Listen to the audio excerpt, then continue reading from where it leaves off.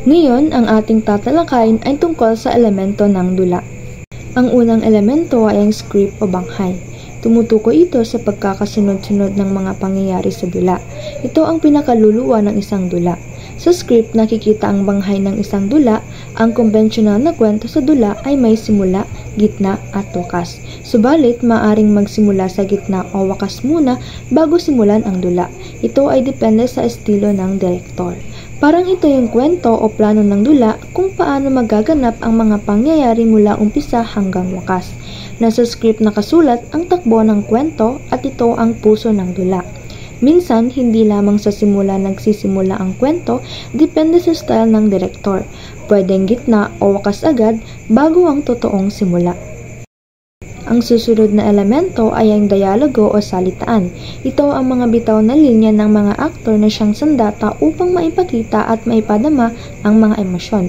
Kailangang maging natural at makatotohanan ang salitaan. So ito naman yung mga linyang binibigkas ng mga aktor. Sa pamamagitan ng salitaan, mas naipapakita nila ang emosyon o nararamdaman ng karakter.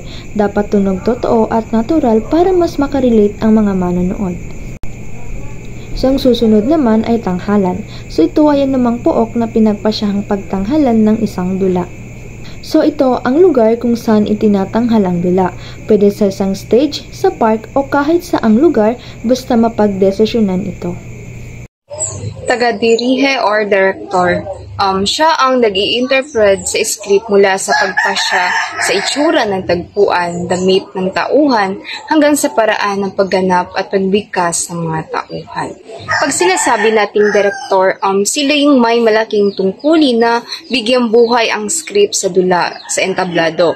Kumbaga, sila yung gumagawa ng desisyon sa itsura ng tagpuan, mga kasuotan ng mga tauhan at paraan ng kanilang pagganap. So, ang bawat galaw, tono, boses at damdamin na ipinapakita ng mga tauhan ay pinamamahalaan ng mga direktor upang ang dula ay mag-iwan ng malinaw at makabuluhang mensahe. So, sa madaling salita, sila yung nagpapasya kung ano ang maisa sa katuparan ang bawat aspeto ng dula upang maipakita ang tamang interpretasyon ng kwento sa mga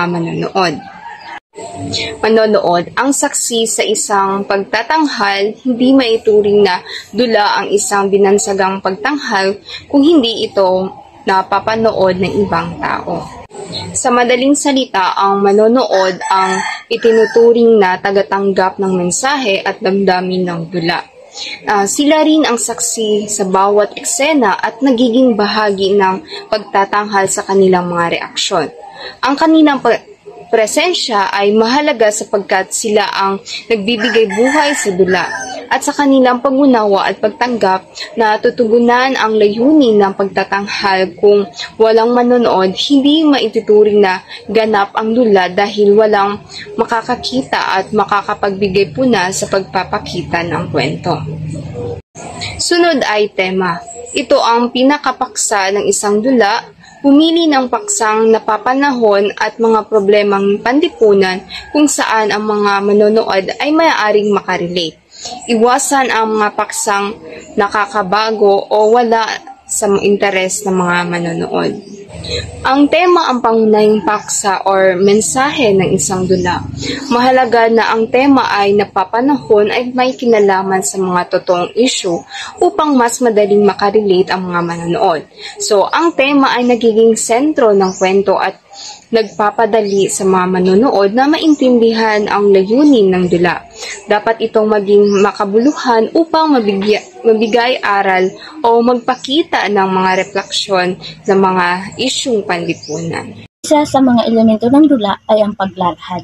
Sa paglalahad ng dula, nililinaw ng may akda o ng direktor ang ilang mahalagang impormasyon sa kwento ng dula. Tulad ng paglalahad o pagpapakilala sa mga tauhan kung ano ang kaugnayan nila sa isa't isa at kung ano ang kanilang papel sa isang dula. Pangalawa ay ang lugar kung saan pinangyayarihan ng kwento. Pangatlo, ang panahon at iba pang makakatulong ng malaki upang higit na maakit ang manonood sa dula. So dito sa paglalahad, Dito nilalahad ng isang direktor o nakakataas na gumagawa ng isang dula. Dito niya nilalahad-lahat ng kung ano yung mangyayari sa nasabing dula o ginagawang dula. Pangwalong elemento ng dula ay suliranin o pagtutunggali.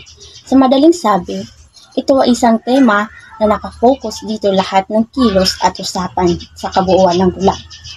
Pagsasalungatan ng mga tauhan o kaya'y suliranin ng tauhan na sarili niyang likha o gawa bilang tauhan sa dula. Ang suliranin ay isang problema, hamon o pagsubok na kailangan lutasin o harapin ng isang tao. May iba't ibang suliranin tulad ng pansariling suliranin o personal na suliranin at panlipunang suliranin o social at iba pang suliranin. Po ay ang pagpapahiwatig. Ang pagpapahiwatig, ito po ay makatuwirang paglalahad ng mga pangyayari na dapat maging kasiyasiya. Dito po sa pagpapahiwatig, dapat magkaroon ng saya o aliw ang isang nobela upang mas magkaroon ng gana ang mga manonood upang tapusin kung ano ang meron sa nobela. Ang paglalarawan.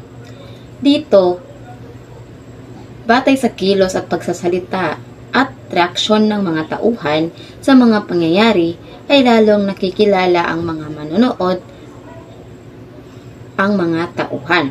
Dito po, sa pamamagitan ng kilos o pananalita ng mga tauhan doon sa isang nobela is makikilala sila kung ano ang kanilang role doon sa nobela na iyon. Kung sila ba ay kontrabida o sila ba ang bida. Sa pamamagitan ng mga reaksyon at kilos ng bawat tauhan ay doon makikilala sila kung ano ang role nila doon sa isang nobela.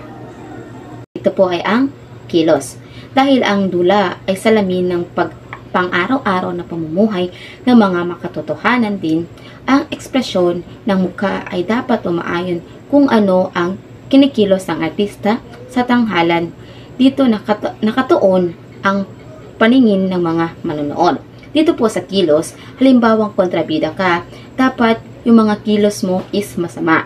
So, doon ma-identify o makikilala ka ng mga manonood kung ano ang iyong role. Kung mabuti ka naman is mabuti ang iyong ginagawa o makikita ng mga manonood doon sa ginawa mong tanghalan o ginawa nyong nobela.